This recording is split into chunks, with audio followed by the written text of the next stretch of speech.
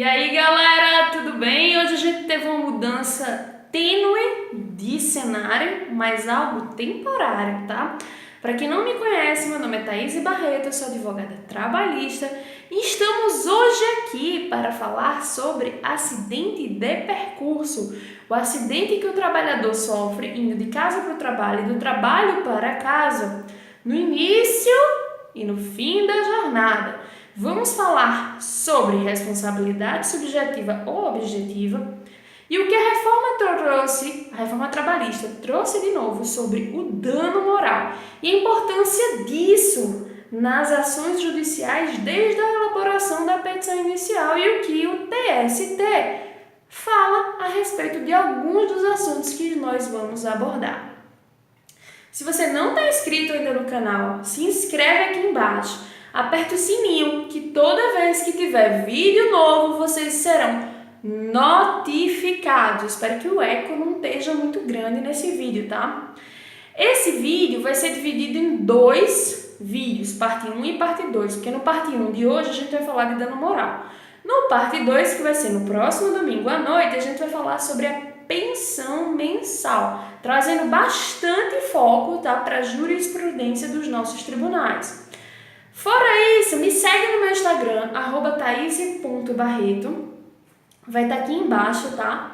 O nome do meu Instagram, meu perfil, como se escreve certinho, porque semanalmente nós temos conteúdo novo postado lá, certo? E aí eu até peço perdão pela falta de posts nos últimos 2 domingos, que são os dias dos nossos vídeos aqui no canal, mas infelizmente tive que fazer um ajuste de logística por conta do trabalho. Advogar não é fácil, toma muito tempo. E esse conteúdo que eu produzo aqui no canal é um conteúdo que visa aproximar as pessoas de direito do trabalho, da reforma trabalhista, para que elas entendam melhor sobre o assunto, como funciona a partir de jurisprudência, doutrina, lei, tá? Então demanda muito tempo e normalmente são conteúdos produzidos a partir de casos sobre os quais eu venho trabalhando durante a semana. Mas, para que você não fique sem conteúdo, me segue lá no Instagram que toda semana tem conteúdo novo, vídeos de 1 minuto e algumas postagens, tá? Se tiver alguma dúvida, tiver uma sugestão de pauta, comenta aqui embaixo ou manda um e-mail para mim que vai estar aqui embaixo, beleza? Gente, primeiro vamos falar de responsabilidade subjetiva e responsabilidade objetiva.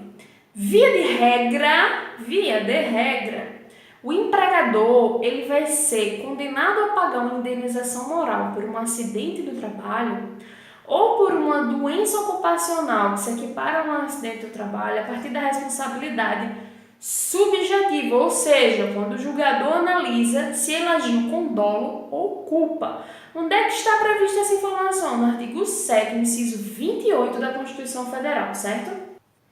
Mas aí isso já pergunta, o que é dolo e o que é culpa? Se você tivesse me seguido no Instagram, você saberia essa informação, porque nós postamos um vídeo, tá? Onde eu conversei sobre o acidente e trajeto e na descrição do vídeo embaixo lá no Instagram eu expliquei o que seria isso. Mas vamos passar de novo por esta pequena dúvida que atinge muitas pessoas, inclusive a mim, no começo da minha vida profissional. Dolo é quando o agente ele tem a intenção de gerar um dano e ele assume o risco, entendeu? De que esse dano aconteça. Isso é dolo, tá? Culpa é quando eu não tenho a intenção de gerar um dano concreto, eu não assumo o risco, certo? Mas ainda assim, o dano seria previsível. É quando o empregador, no caso, ele age com negligência, imperícia ou omissão. Por exemplo, ele tem a obrigação de prover um ambiente de trabalho seguro, mas ele se nega a cumprir essa obrigação contratual. E aí ele acaba contribuindo, né, em razão dos fatores ambientais do trabalho para o surgimento de um acidente do trabalho ou de uma doença ocupacional equiparada a um acidente do trabalho, entendeu? Então, a indenização via de regra do acidente do trabalho ou pelo surgimento de uma doença equiparada a um acidente do trabalho, ela vai ser analisada por um julgador a partir do dolo ou da culpa do empregador, entendeu? Mas isso quer dizer que ele não pode ser condenado a partir de uma responsabilidade objetiva? Não. Direito, nunca esqueça que o professor meu de uma pós-graduação da ESMAT falou. É 2 mais 2 igual a 5 e ainda cabe recurso. O que acontece?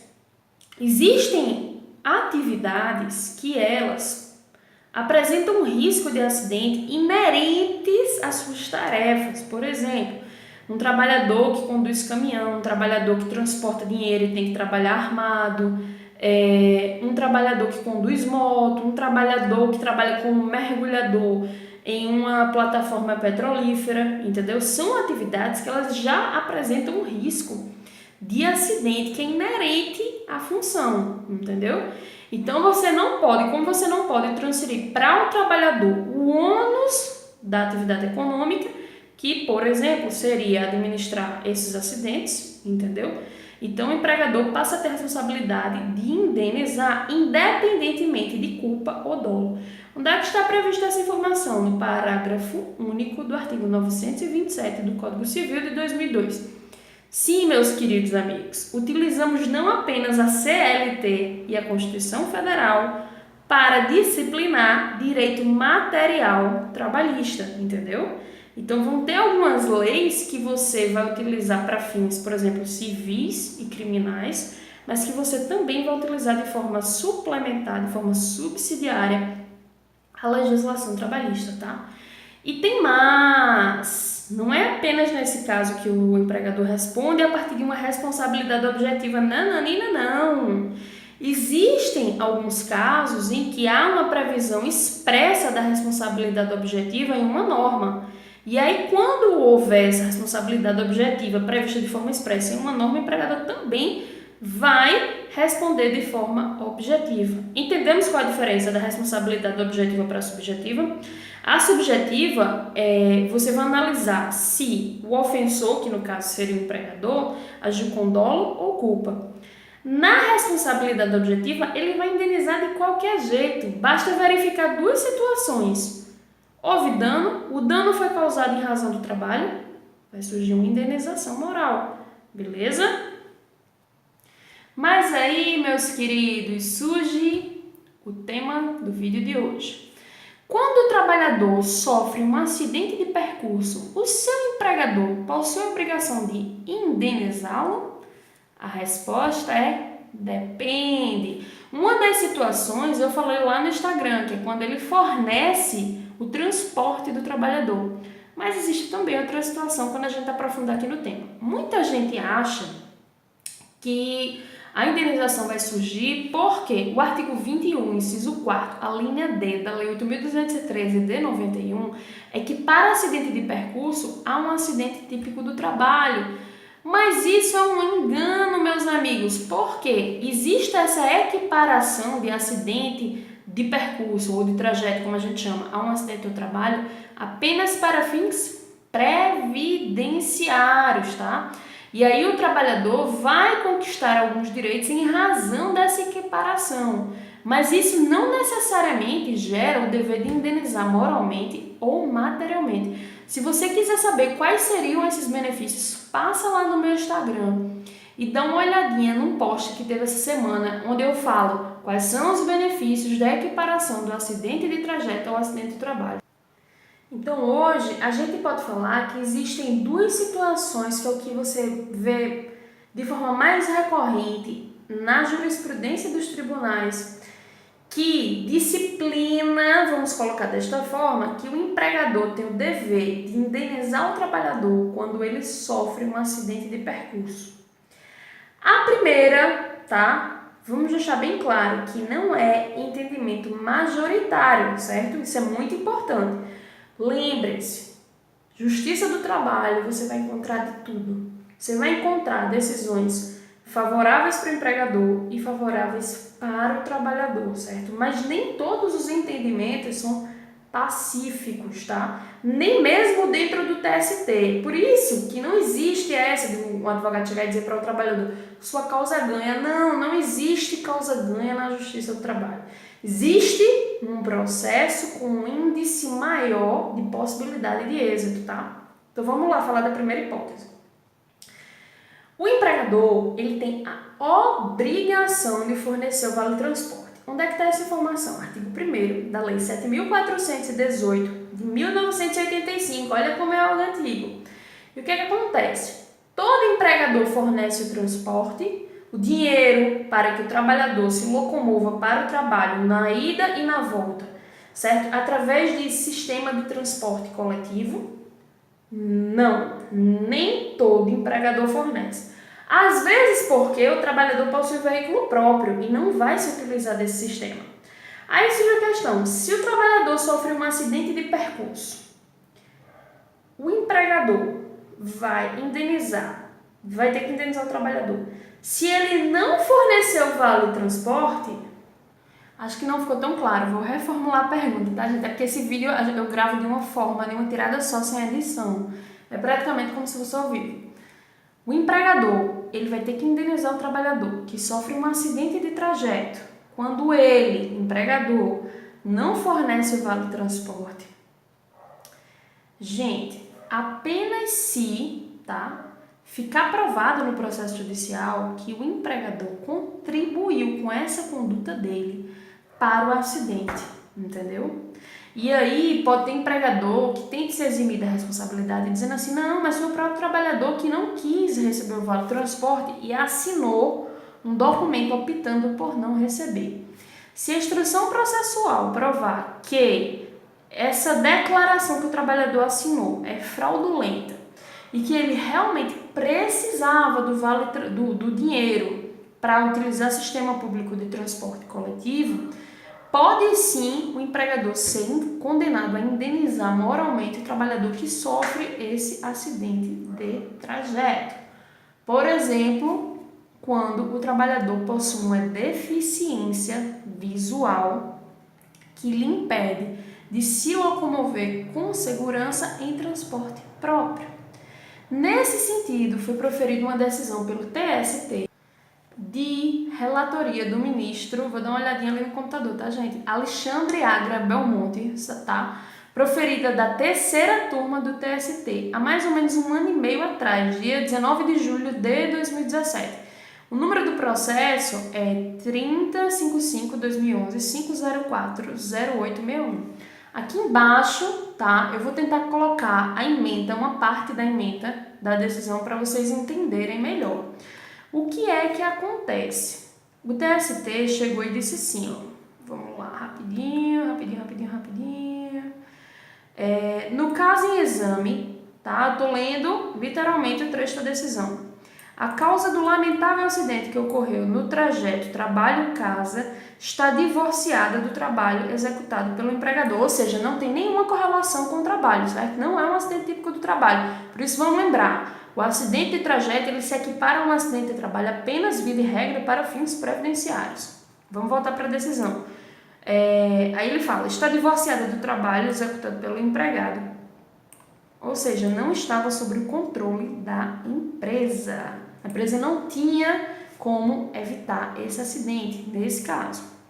Mas aí o TST chega e diz assim, contudo, a culpa do contratante é extraída de sua própria conduta omissiva, consistente no risco que ela, a empregadora, criou ao não fornecer vale-transporte ao trabalhador entre sua casa e o local da prestação dos serviços, sendo necessária a utilização de meios próprios e mais arriscados para chegar na sede empresarial.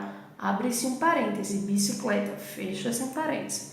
Assim, o acidente não era imprevisível, pois o risco foi criado pelo próprio empregador, o que afasta a ocorrência de caso fortuito de força maior, certo? E aí, o que acontece? Esse trabalhador, ele precisava desse vale-transporte, pois ele tinha uma deficiência visual, entendeu, gente? Então, essa é uma decisão do TST que condenou, nesse caso, o empregador a pagar um dano moral por um acidente de trajeto pelo fato de não fornecer o dinheiro do transporte coletivo. Entendemos? Então, assim, uma decisão que foi proferida há menos de um ano e meio oriunda do TST, diga-se de passagem, em um recurso de revista, certo? Então, assim, é por isso que é tão importante a gente sempre estar olhando os precedentes dos tribunais, para a gente entender que não existe uma única resposta para uma mesma situação, tá? E aí agora vamos entrar na segunda situação, que foi a que eu falei lá no Instagram, que é a outra mais comum da gente ver, que é a responsabilidade de indenizar do empregador pelo acidente de trabalho ou de percurso que acontece quando o empregador fornece o transporte. O que acontece? Lá no precedente que a gente falou lá em cima, que eu falei agora há pouco, vocês viram que a responsabilidade do empregador nesse caso foi a partir da responsabilidade subjetiva, né? Nesse caso aqui que a gente fala agora, a responsabilidade objetiva. Quando o empregador fornece o transporte, ele se equipara à figura do transportador. E o transportador, ele tem uma responsabilidade objetiva civil prevista no artigo 734 do Código Civil de 2002. Então, quando você vai para o 734, 735, 736 do Código Civil, você vê que lá existe a regulamentação da atividade de transporte de passageiros. E o transportador tem a obrigação de indenizar seus passageiros por danos que eles sofrem à sua saúde, tá? E por danos causados à bagagem. Então, a responsabilidade vai ser objetiva por quê? Porque já está prevista expressamente no artigo 734 do Código Civil de 2002, responsabilização civil. E como o empregador, nesse caso, se equipara à figura do transportador, ele vai ser condenado. Vale lembrar que muitas vezes o empregador tenta se eximir dessa obrigação, dizendo assim, mas eu contratei uma empresa terceirizada para fazer o transporte. Sim, mas o trabalhador ele não opina no contrato, nas condições do ônibus, em quem vai fazer esse transporte ou não. A responsabilidade ainda continua sendo do empregador, entendemos?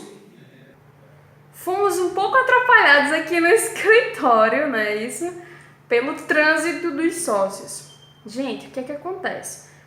Foi proferida uma decisão de relatoria do ministro Maurício Godinho Delgado, tá? Da terceira turma em 13 de dezembro de 2017, processo número 11.274/2015, 5030084, que também vai estar com a ementa aqui embaixo. Se não tiver ementa, eu vou colocar o número do processo, porque às vezes não cabe, tá? A ementa. Aqui embaixo eu sempre coloco o link com o site do Planalto para vocês abrirem as legislações que eu menciono nos vídeos, tá? E quando dá, eu coloco a ementa das decisões, entendeu? Então, nesse caso, nessa decisão, certo? O TST disse assim, ó, com efeito, a jurisprudência dessa Corte Superior, eu tô lendo a ementa, tem entendido que a responsabilidade do empregador é objetiva. No caso, sim, fomos interrompidos de novo. Voltando, no caso em que o acidente de trânsito ocorre durante o transporte do empregado em veículo fornecido pela empresa, com base nos artigos 734 e 735 do Código Civil, certo? E aí, como eles aplicam essa norma, tá? De forma subsidiária à legislação trabalhista e equipara o empregador, a figura do transportador, é por isso que a Justiça do Trabalho entende que a empresa, tá, que faz o transporte de forma terceirizada, hoje, eu digo assim, nas decisões que eu vi até o presente momento da minha vida profissional dentro da Justiça do Trabalho, elas não podem ingressar, certo? Dentro da ação trabalhista, não fazem parte do polo passivo, certo? Por quê? Porque a norma, ela prevê também a possibilidade de uma ação de regresso, entendeu? Então, o transportador, ele pode posteriormente propor uma ação de regresso a terceiro para recuperar a indenização que ele teve que custear. E nesse caso, não seria dentro da Justiça do Trabalho. Por quê? O negócio celebrado entre o empregador e a empresa que faz o transporte dos empregados é um negócio de natureza civil, estranho à relação de trabalho, beleza? E aí, meu povo, a gente já está finalizando esse vídeo de hoje. O que é que acontece? Esse tipo de acidente, ele pode gerar vários benefícios. Dano moral, dano material, tá? E aí o dano material compreende várias coisas e a gente vai falar sobre o dano material no próximo vídeo, domingo que vem, no vídeo parte 2, tá?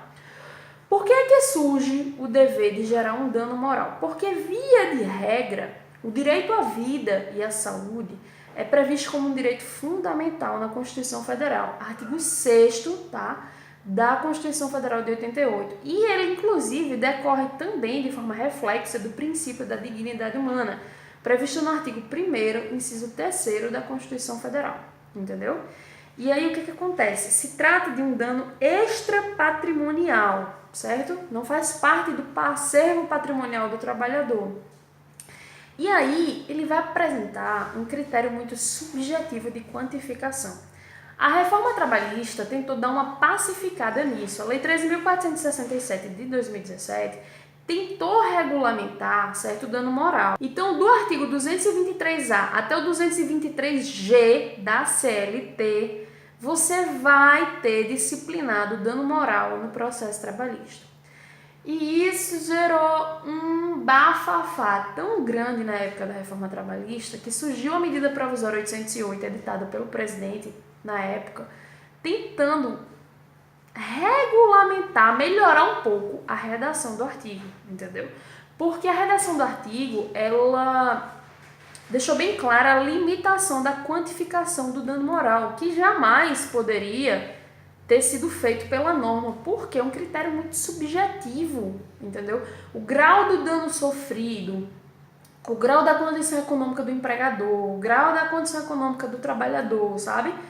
Isso ainda é um artigo muito controvertido e que eu acho, em razão agora da eleição de Bolsonaro, que nesse momento isso não vai ser reformulado nem tão cedo, entendeu?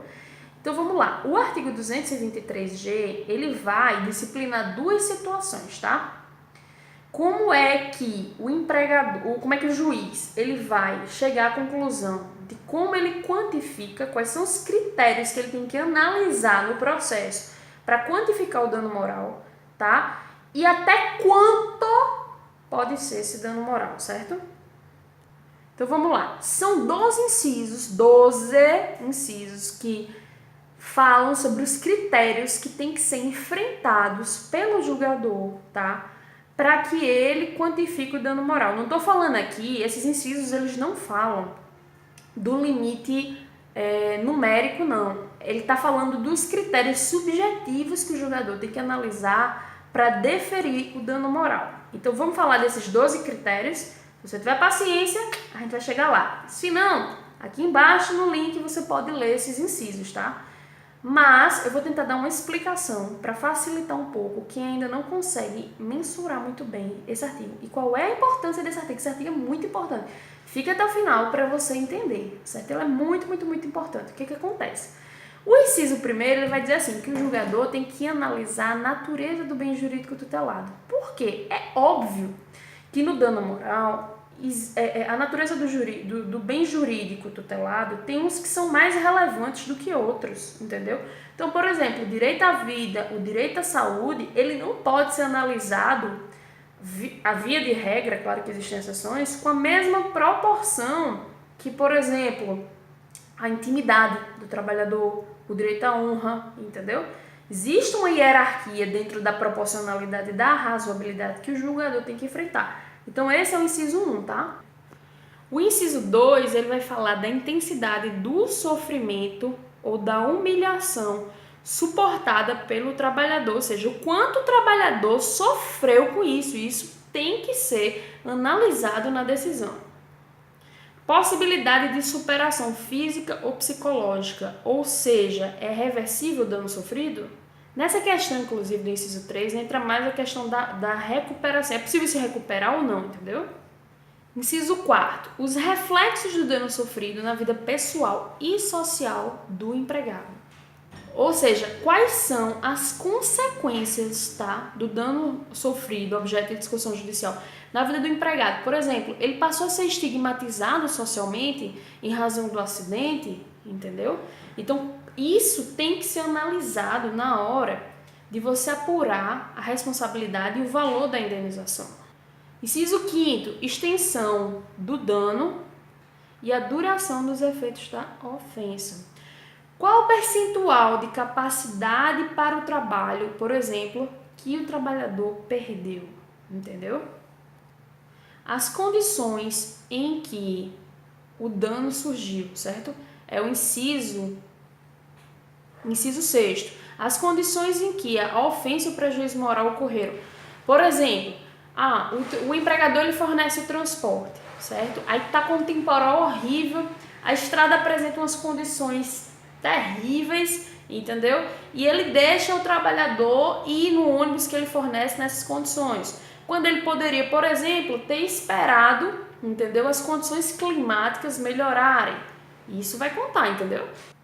Inciso 7. O grau da culpa ou do dolo. Esse aqui é interessante, que é o seguinte. Você vai ver a gravidade, a intensidade da intenção, por exemplo, no caso de dolo, do empregador em prejudicar, ou da negligência dele para com a saúde do trabalhador no caso de culpa. Por quê? Quando a gente entra na culpa, a gente sabe que o empregador ele possui a obrigação de fornecer um ambiente de trabalho seguro, tá? De prevenir acidentes do trabalho. Isso está tutelado de forma expressa em 2 artigos, o 155 da CLT, que já antecedia a reforma, certo? E o 75E. Aliás, gente, desculpa, 157, tá? Esse artigo, antes da reforma, o 157, já previa a obrigação do empregador de prevenir acidentes. O 166 da CLT também fala sobre esse dever do empregador de preservar a integridade física do trabalhador. E a reforma trabalhista, ela trouxe o artigo 75E, que disciplina que, inclusive, ele tem que fazer uma prevenção a acidentes e surgimento de doenças de caráter ocupacional de forma ostensiva dentro da empresa, de tão importante que isso é, entendeu? Por isso que a intensidade da culpa no surgimento do acidente do trabalho ou de doença ocupacional vai ser analisado, entendeu? Na hora de eu quantificar. Na hora de se quantificar, na hora do julgador, vamos colocar dessa forma, quantificar o dano moral, certo? Agora vamos terminar esses incisos. O inciso 8º, houve uma retratação do empregador pelo acidente ocorrido, ele se desculpou com o trabalhador. O 9º, houve um esforço concreto em se minimizar os danos, prestando assistência à família, prestando assistência ao trabalhador. Porque assim, o que acontece? Chega muito caso no escritório em que há um acidente, a empresa transporta ele para o hospital e larga ele lá, não presta mais nenhum tipo de assistência, entendeu? A não ser quando a família volta a procurar o empregador para pedir um auxílio com relação a medicamento, essas coisas. E o esforço em minimizar o dano tem que ser maior do que isso, entendeu? O inciso 10º é muito interessante. O que acontece? Houve perdão tácito ou expresso? Um julgador pode se valer que o fato do trabalhador ter passado vários anos, 2, 3, 4 anos depois do acidente, sem propor um pedido de dano moral na justiça foi porque ele havia perdoado tacitamente, entendeu? O empregador. E isso tem que ser analisado com cautela, porque muitas vezes o trabalhador demora a propor ação na justiça do trabalho porque ainda está se tratando, está se recuperando, tem receio de ser dispensado em razão de uma ação judicial, entendeu? O 11, a situação econômica das partes envolvidas. O 12, o grau de publicidade da ofensa. O parágrafo 1º, ele vai quantificar o dano moral. Então, assim, para eu saber quanto é que eu tenho que pagar de dano moral, eu tenho que saber a natureza do acidente. É leve, é médio, é grave ou é gravíssimo? Se for leve, o trabalhador pode receber até 3 vezes o salário contratual dele. Por exemplo, levei um corte, dei uns pontos e voltei a trabalhar. Isso seria leve, entendeu? Média, até 5 vezes o salário contratual. Aqui embaixo vai ter um precedente de um TRT que quantificou, certo, em 4.000 um acidente considerado um grau médio. O grave seriam 20 vezes o salário contratual do trabalhador. Por exemplo, ele ficou com um dano irreversível para o resto da vida, mas é uma limitação pequena, 10%, 20%, entendeu? De perda de capacidade para o trabalho. Se o dano for considerado gravíssimo, por exemplo, ficou tetraplégico, pode ser até 50 vezes o salário do trabalhador. E se a empresa for reincidente, vai pagar essa indenização em dobro. Passa lá no meu Instagram que eu vou explicar a importância desse artigo, beleza? Tchau!